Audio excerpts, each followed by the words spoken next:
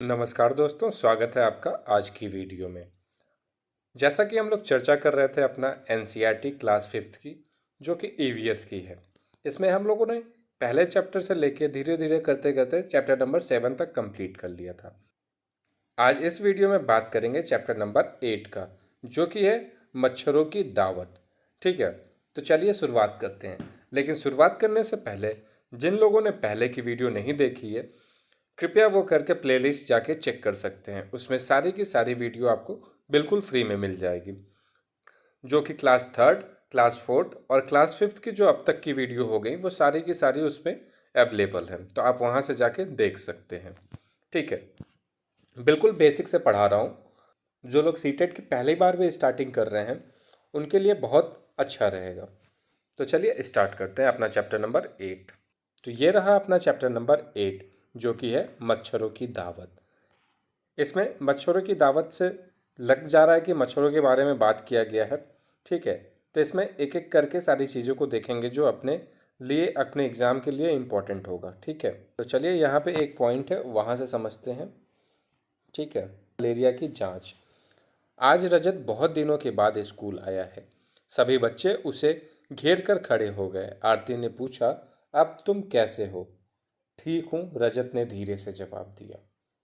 ठीक, ऐसे करके इसमें आगे देखते हैं मेन चीज़ क्या है वो देखते हैं। ठीक है, यहाँ पे लिखा हुआ खून टेस्ट। वो क्यों? बहुत दर्द हुआ होगा। रजत, नहीं, अब सुई चुभी तो लगा जैसे चींटी ने काटा हो। दो तीन दिन 2-3 बूंद खून लेकर टेस्ट करने से पता चला कि मलेरिया है। नैन्सी, मलेरिया तो मच्छर काटने से होता है। रजत, हाँ, पर पता तो खून की जांच से चलता है। तो यहाँ पे ये पता लगता है कि मच्छर काटने से मलेरिया होता है। ठीक है, चलिए यहाँ पे देखिए दिखाया हुआ है डायग्राम में कि मच्छर काटने से जो मलेरिया होता है उसका टेस्ट कैसे होता है, उसको दिखाया हुआ है यहाँ पे। कांच की स्लाइड है, ये देखिए कांच की स्लाइड है। पर खून की बूंदें, मलेरिया जो होता है किसके काटने से होता है? तो मलेरिया जो होता है मादा मच्छर जो होता है एनीफ्लीज से फैलता है। ठीक है, जो मादा मच्छर होता है उसका क्या नाम दिया गया है? एनीफ्लीज नाम दिया गया है। ठीक है, यहाँ पे दूसरे पिक्चर में देखते हैं क्या दिया गया, उसको समझते हैं। ठीक है, यहाँ पे दिया गया है डॉक्टर मरिया स्लाइड को माइक्रोस्कोप से देखते हुए, इस माइक्रोस्कोप से ये एक चीज 1000 गुना बड़ी दिखती है, इसलिए खून के अंदर बारीकियां साफ दिखाई पड़ती हैं। कई माइक्रोस्कोप से तो इससे भी ज़्यादा बड़ा दिखाई देता है। ठीक है, तो माइक्रोस्कोप से देखा जाता है ताकि सारी चीज़ें बहुत ही क्लियर से दिखाई दे सके, जो हमें अपनी नंगी आंखों से नहीं दिखाई दे सकती। ठीक है, चलिए नेक्स्ट पॉइंट पे चलते हैं। अपना जो नेक्स्ट पॉइंट है यहाँ पे एक रिपोर्ट दी गई है। ठीक है, इसमें देखते हैं क्या क्या मेंशन है। पेशेंट का नेम है, उसकी एज है, उसका सेक्स है कि मेल है फीमेल है, रीज़न है मतलब उसे कौन सा बीमारी हुआ है या क्या पाया गया है। तो ठंड लगकर कपकपी के साथ उसको बुखार है। यहाँ पे देखिए लिखा हुआ खून में मलेरिया के जीवाणु पाए गए, इसका मतलब इसको मलेरिया हुआ है। ठीक है, ये गवर्नमेंट की तरफ से रिपोर्ट है। ठीक है, जैसे कि यहाँ पे लिखा हुआ है सेंट्रल गवर्नमेंट हेल्थ स्कीम।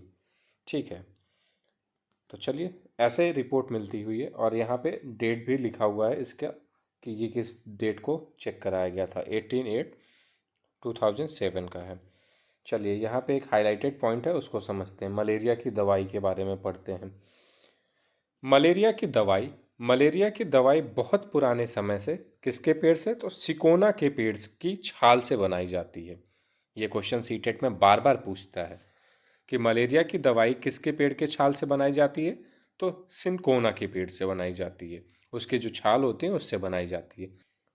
पहले तो लोग छाल को उबालकर और छानकर ही इस्तेमाल करते थे, लेकिन अब छाल से दवाई बनाते हैं। तो मलेरिया की दवाई किसके पेड़ के छाल से बनती है? तो सिनकोना के पेड़ से।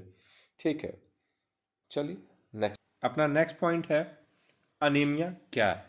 आरती, खून टेस्ट तो मेरा भी हुआ था। सिरिंज मतलब इंजेक्शन भरकर खून लिया था, जांच में तो अनीमिया निकला। रजत, वह क्या होता है? रजत पूछता है आरती से कि अनीमिया क्या होता है। आरती बोलती है डॉक्टर ने कहा कि खून में हीमोग्लोबिन या आयरन की कमी है। डॉक्टर ने ताकत की दवाई दी। जब हीमोग्लोबिन और आयरन की कमी होती है तो उसे अनीमिया कहते हैं। और डॉक्टर ने ताकत की दवाई दी है, जिसमें खाने के लिए क्या कहा है? गुड़, आंवला और हरी पत्ती सब्जियां जरूर खाने के लिए कहा है।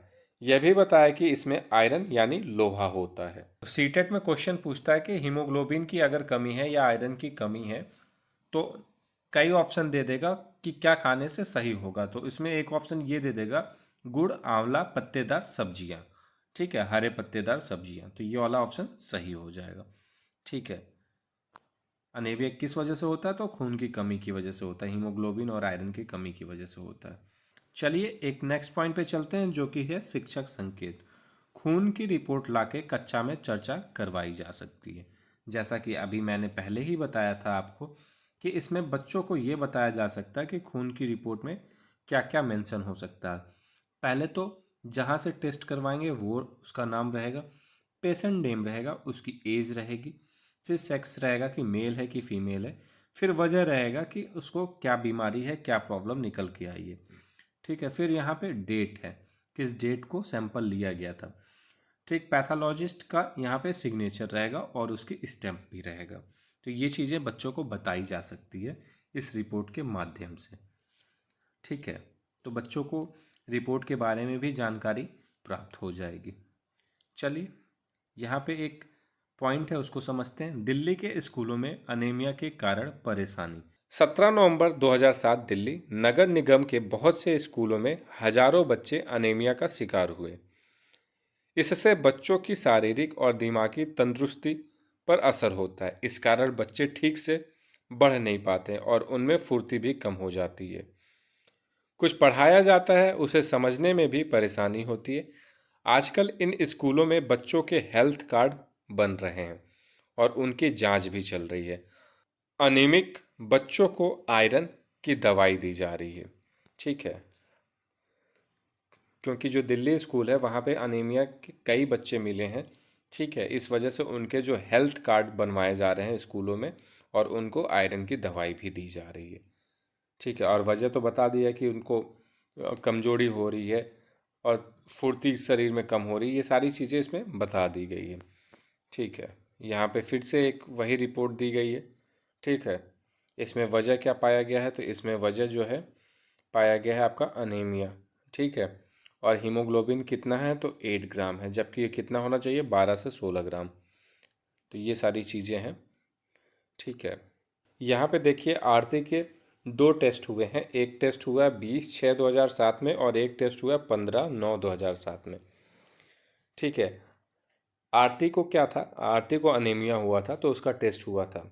आरती कितने साल की? तो 12 वर्ष की है। ठीक है, उसका हीमोग्लोबिन कितना पाया था? 8 ग्राम पाया गया था, जबकि कितना होना चाहिए था? 12 से 16 ग्राम होना चाहिए था। ठीक, फिर उसका टेस्ट हुआ था 15/9/2007 में। तो आरती का हीमोग्लोबिन बढ़ा, 8 से कितना हुआ? 10.5 हो गया, जो कि होना चाहिए 12 से 16। तो धीरे धीरे ऐसे आरती परहेज करेगी और सारी चीज़ें, हरे पत्तियाँ और सब्जियाँ खाएगी, गुड़ खाएगी, आंवला खाएगी, तो इससे उसका हीमोग्लोबिन ठीक हो सकता है। ठीक है, चलिए आगे देखते हैं। आगे क्या है? क्योंकि 8 पॉइंट से बढ़ के 10.5 तक हुआ तो थोड़ा तो बढ़ा है। ठीक है, लगभग 2.5 पॉइंट बढ़ गया है। ठीक है, चलिए आगे देखते हैं। आगे इसमें क्या है? चलिए अपने नेक्स्ट पॉइंट पे चलते हैं। तो यहाँ पे कुछ डायग्राम दे रखा है और बड़े से लिखा है सावधान। चलिए इसको समझते हैं। यहाँ पे दिया है सावधान, क्या आप मच्छरों को दावत दे रहे हैं? यहाँ पे दिया हुआ मलेरिया, डेंगू, चिकनगुनिया हो सकता है। क्यों हो सकता है? उसके पॉइंट भी दे रखा है।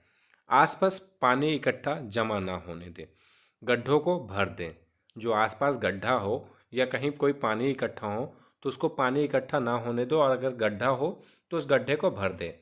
पानी के बर्तन, टंकी, कूलर को साफ रखें, हर हफ्ते सुखाएं। जो कूलर होते हैं, पानी की टंकी होती है और पानी के बर्तन होते हैं, ये सारी जगह को साफ रखना चाहिए। ठीक है, जैसे कूलर है वो गीला रहेगा तो वहाँ पे मच्छर पनपेंगे, तो उसको हर हफ्ते साफ करें और कोशिश करें कि उसको सुखाया भी जा सके। मच्छरदानी का इस्तेमाल करें ताकि मच्छर से बचा जा सके। गड्ढों में भरे पानी में मिट्टी का तेल छिड़क दें। मिट्टी का तेल अगर आप छिड़क देंगे तो पानी के ऊपर मिट्टी का तेल तैरने लगेगा, तो जो मच्छर होते हैं वो पानी पे बैठ नहीं पाएंगे, ठीक है, क्योंकि उनको ऑक्सीजन नहीं मिलेगा। तेल जो है ऑक्सीजन रोक देगा, इस वजह से वहाँ पे बैठेंगे नहीं, तो इस वजह से वो पनप नहीं पाएंगे वहाँ पे। और हम किस चीज़ से बच सकते हैं, तो मलेरिया, डेंगू और चिकनगुनिया से बच सकते हैं इस उपाय से, ठीक है। ये सारी चीज़ बच्चों को बताना चाहिए। यहाँ पे देखिए डायग्राम में दिखाया हुआ मच्छर के लार्वे, ठीक है, यही बाद में चल के मच्छर बनते हैं और फिर बीमारी फैलती है, ठीक है। सेकंड डायग्राम में दिया हेडलाइन से देखने पर लार्वे, ठीक है। चलिए देखते हैं इसमें नैन्सी क्या कहती है, उसको पढ़ते हैं। यहाँ पे नैन्सी कह रही है, हमारे घर के पीछे रख के पुराने घड़े में बहुत दिनों से पानी भरा पड़ा था। उसमें पतले पतले छोटे भूरे रंग के कीड़े तैरते देखकर मैं हैरान रह गई।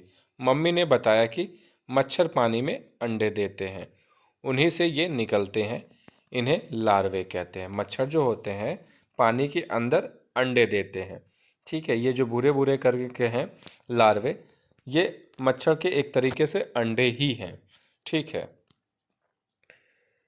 फिर क्या करना है, पानी कहीं इकट्ठा नहीं होने देना है, ठीक है। और अगर कोई चीज़ घड़ा है या आपका बॉटल है या गमले हैं, अगर यूज नहीं है तो उसको उल्टा रख सकते हैं, उसमें पानी ना जमने दें, ठीक है।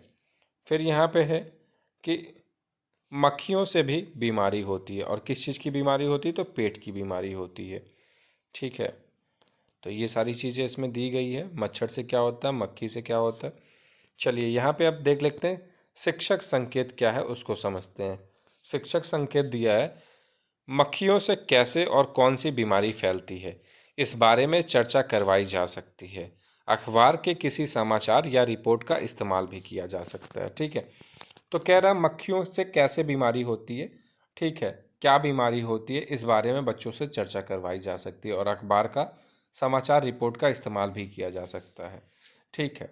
मक्खियों से जो होता है ना, मक्खियाँ अगर बैठती हैं आपके खाने पे और आप वही खाना खा रहे हैं तो आपको पेट की बीमारी हो सकती है, पेट खराब हो सकता है, ठीक है। पेट में दर्द हो सकते हैं। ये तमाम बातें हैं जो बच्चों से आप चर्चा कर सकते हैं और बच्चों को बता सकते हैं। यहाँ पे एक कहानी है, मच्छर के पेट की कहानी, वैज्ञानिक की जुबानी। जो वैज्ञानिक थे उनका नाम क्या था, ठीक है, तो उनका नाम रोनाल्ड रोज था, जिन्होंने ये पता किया था कि मच्छर के काटने से ही मलेरिया होता है। तो ये पूरी कहानी है, उसमें कुछ चीज़ें बताई गई हैं जो कि इम्पॉर्टेंट है। तो चलिए स्टार्ट करते हैं। यह मज़ेदार किस्सा आज से लगभग 100 साल पहले का है। एक वैज्ञानिक ने यह पता लगाया कि मलेरिया मच्छर से फैलता है। चलो उनसे ही सुनते हैं कि वे इस बारे में क्या कहते हैं। तो रोनाल्ड स्रोर कहते हैं, मेरे पिता भारतीय थल सेना में जनरल थे। मैंने डॉक्टरी की पढ़ाई की, लेकिन मेरी दिलचस्पी कहानियाँ पढ़ने, कविता लिखने, संगीत और ड्रामे में थी। खाली समय में मैं यही सब किया करता था। कौन कह रहा है, तो रोनाल्ड रोज कह रहे हैं, ठीक है। आगे देखते हैं। उस समय मलेरिया से बहुत जाने जाती थी। यह बीमारी ज़्यादा बारिश और दलदल वाले इलाकों में पाई जाती थी। कुछ लोगों का सोचना था कि गंदगी में कुछ जहरीली गैस होती है जिससे यह बीमारी फैलती है।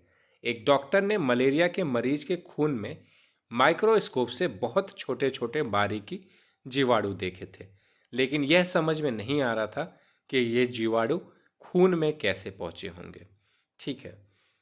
मेरे विज्ञान के गुरु अंदाजा लगाया गया और कहा, मुझे लगता है कि शायद मलेरिया मच्छर से फैलता है। इसकी जांच करने के लिए मैं दिन रात मच्छरों के पीछे ही पड़ गया।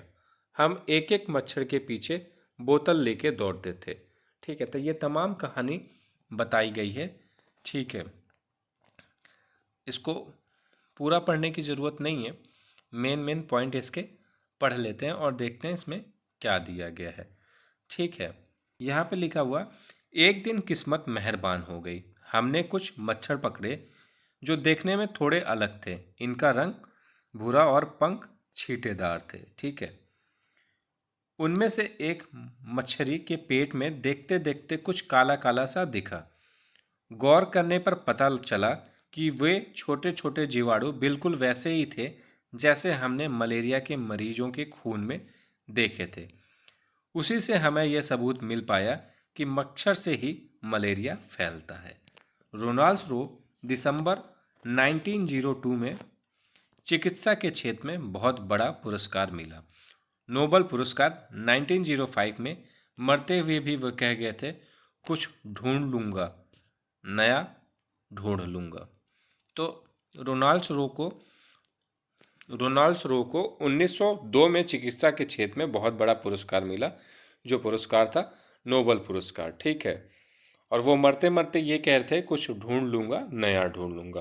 तभी ये पता लगा मच्छर काटने से ही मलेरिया होता है। ठीक है, चलिए यहाँ पे एक शिक्षक संकेत है, उसको समझते हैं वो क्या दिया गया है। तो शिक्षक संकेत है, एक आना के बारे में बताएं कि ऐसे सिक्के पहले इस्तेमाल होते थे।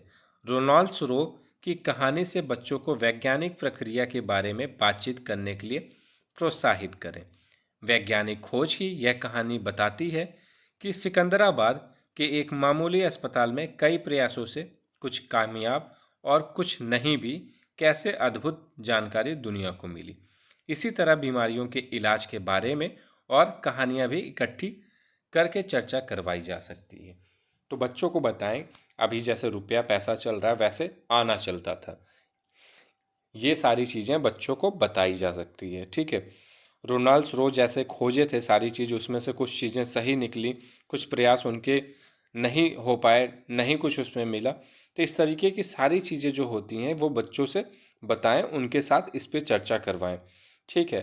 और तमाम और बीमारियों के बारे में बच्चों से पूछें या उन्हें बताएं, ताकि सभी चीज़ के बारे में सभी लोग जान सकें और समझ सकें।